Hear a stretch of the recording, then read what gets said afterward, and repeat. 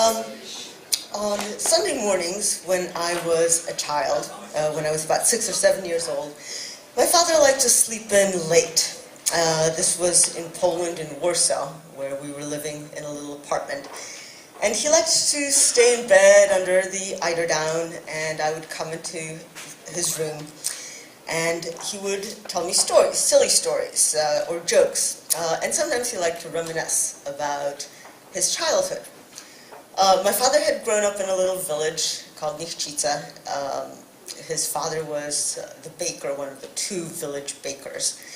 And my father had various kind of idyllic stories about his childhood in this little village. One story that sticks in my mind was the story about the only time that his father ever hit him.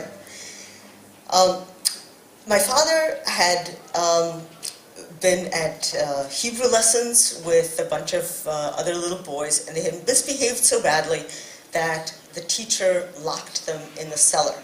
The lessons were at the teacher's house, and the cellar was a kind of pit that was dug under the main room in the house and closed by a trap door. He had them go down into the cellar. He lifted up the ladder and closed the trap door. The teacher's wife, who didn't know that there were little kids locked in the cellar, put her cradle with a baby in it on top of the trap door. And in the meanwhile, the little boys were conspiring down in the cellar, and my father climbed up on the shoulders of one of his friends and pushed up the trap door and knocked over the cradle. The baby was dumped out. The baby started to cry. The teacher's wife ran into the room and started to scream, and my father, who was sticking his head up out of the trap door, decided that the best thing for him to do was to scramble out, run home, and hide. So he did. And the teacher punished the kids who were still stuck in the cellar, and then he came over to my father's house to complain about this awful pupil of his.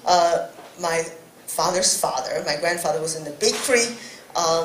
My father had hid behind, the bakery was attached to the house. My father had hid behind the big oven in the bakery, and my grandfather was working in the bakery. There were 2 older brothers of my father's who were there with him and an apprentice, and when the teacher came and complained about what my father had done, his father felt that to save face, he had to whip him. And that's the one and only time that my father was ever hit by his own father. When my father told me this story, it didn't even occur to me to wonder what had happened to all of these people in his story. What had happened to his father or to his brothers, the apprentice, the teacher, the teacher's wife, the baby. I never asked. My father was old when I was a child. He was already balding, he was stooped.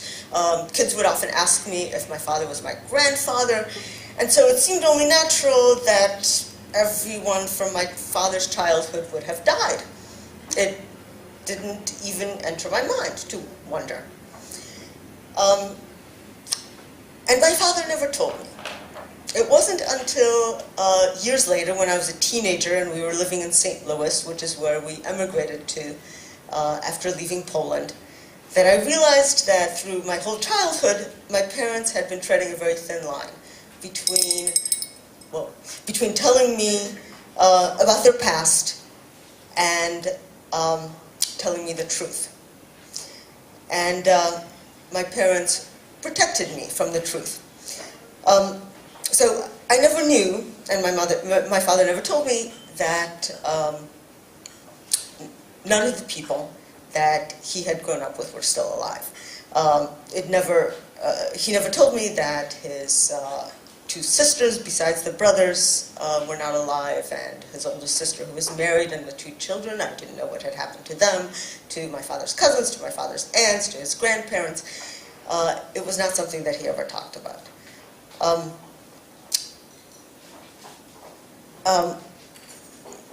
It was only years later that I realized that when my father had come back from the Soviet Union, which is where he had been deported during the war, okay, I'm going way over, where he had been deported during the war, he found that everyone, not only in his family, but in the entire village, all of the Jews in that village had been killed.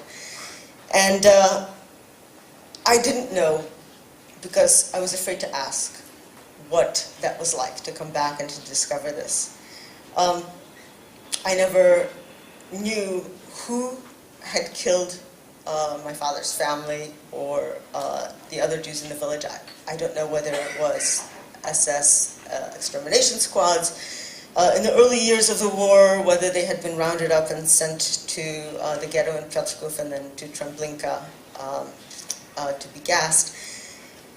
I don't know if my father knew when he came back what it is that had happened to them, and I never asked him if he knew because I was afraid to ask.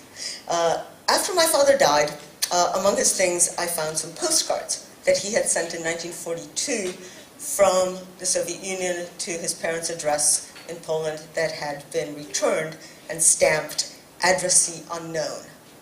At that point, I don't know if my father had any hope, if he suspected that his family was still alive. I would guess that he did, because in 1942, no one in the Soviet Union really knew what it was that was going on in Poland. Also, among my father's things, there is a photograph of him and a very good friend of his. This is the one person that survived the war. Through a coincidence, the two of them were deported together, they were in a labor camp together, they returned together to Poland. This is a photograph of the two of them, taken in 1946, maybe 1947, in Poland, in a city, probably Wrocław. They're walking down the street. They are both dressed in identical tweed jackets with double-breasted jackets with wide lapels and shoulder pads, and they're wearing hats, gangster hats that are kind of turned sideways. And this is probably a year after my father would have found out that no one in his family, no one that he remembered from his past was alive. And yet, in that photograph, he and his friend look exuberant. They are young, they are happy to be alive, and they are thrilled to be looking so sharp.